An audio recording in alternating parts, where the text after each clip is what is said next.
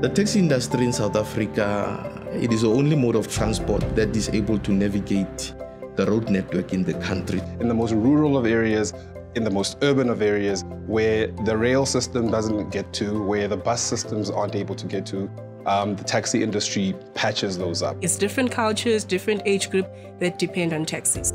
In excess of 1 million people are employed in the taxi industry.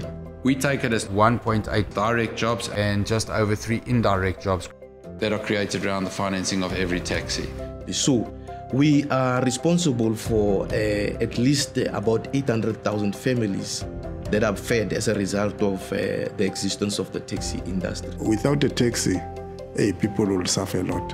We believe that being able to support entrepreneurship through an institution like SA Taxi is a key driver to empower that type of jobs and to create more jobs. Working with other commercial banks, it's like when you go and apply for finance, there's quite a lot of things that they ask from you. Most financial institutions would grant credit purely on an individual's credit score. What we look at is the business itself. We look at the individual, we look at the nature of the asset, we look at the route, we look at the data we've got on the route, and we make an informed decision on the cash flows of that business to say that the operator who's running this vehicle on that particular route can actually make it a going concern. So our role in the industry is that of a partner in a business. We ensure that their businesses keep operating so that people can get to work, essentially, and students can get to school.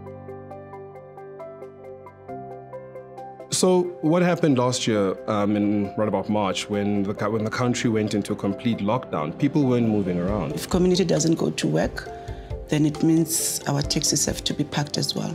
You had about 45% of the industry facing repossessions. The first thing that we did, because SA Taxi did the same to their client, was also to postpone some of the installment that we have under our loans. So as of April, we then put a relief program in place for a period to help them along where they didn't have to worry about losing their businesses. The second thing was to provide a grant of 100,000 euro to buy material and consumable for the taxi drivers' protection and the taxis.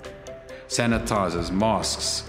We needed to provide training, we needed to provide window stoppers to make sure the windows stayed open. And Proparco, thankfully, had been one of our supporters right from the beginning. And we were fortunate enough not to have actually lost a single employee through retrenchment due to COVID. And we managed to pay all our employees 100% of their salaries throughout this period.